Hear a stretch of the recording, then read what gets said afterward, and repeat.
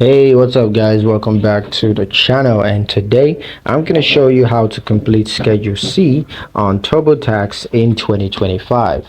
This is going to be a quick video. We're not going to waste too much time on this one at all. Just going to give you guys a quick step-by-step guide on how to get this done. So let's jump straight into it. Now, the first thing you're going to need to do is to gather the necessary documents. So go ahead and collect your business income and expense records, including, receipts and invoices.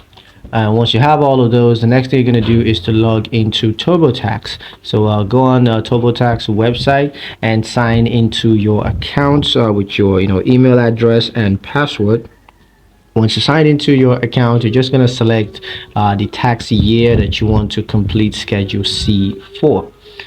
Next, you're going to choose Schedule C as your tax form, and then you're going to select Start to begin completing the form.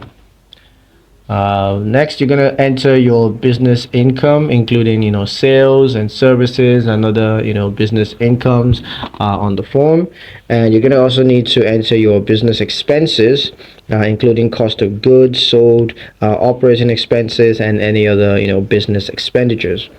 Now, once that's done, you'll be able to calculate your net profits or loss. So just go ahead and do that once you've entered both your business income and your business expenses.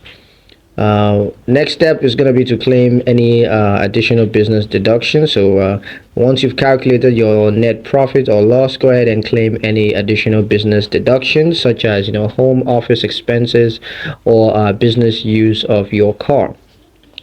So that's pretty much it on how to complete Schedule C on TurboTax in 2025. Hope you guys liked the video. Hope you found the information useful enough. If you did, like the video, comment down below, let me know what you thought. Share the video with your friends and subscribe to the channel if you haven't done so already. And I'll see you guys in the next one.